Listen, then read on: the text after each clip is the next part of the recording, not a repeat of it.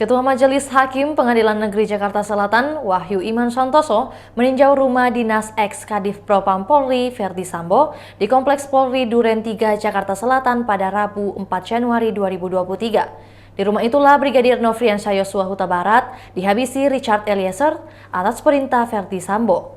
Sebelumnya, Hakim Wahyu Iman Santoso mengecek lokasi rumah pribadi Verdi Sambo di Saguling.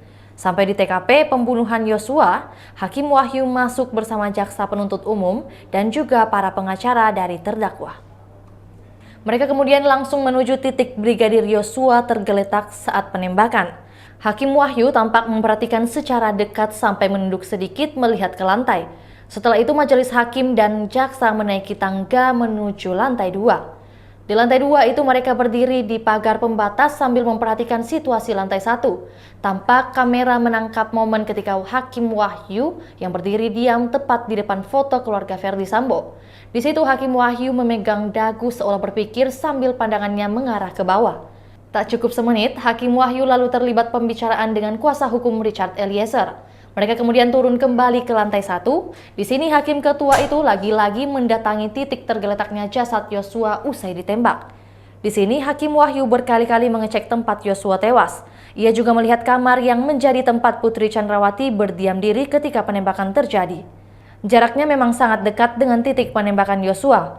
Persidangan akan kembali digelar pada Kamis 5 Januari 2023.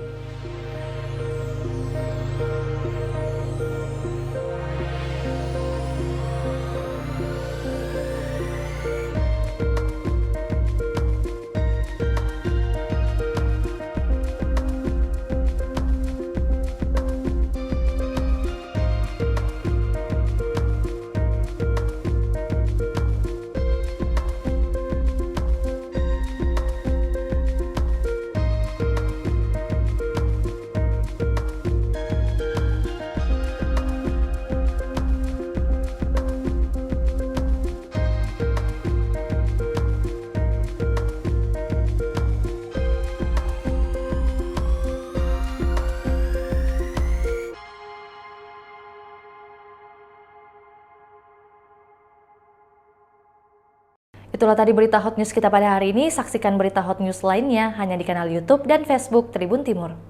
Terima kasih sudah nonton. Jangan lupa like, subscribe, dan share ya.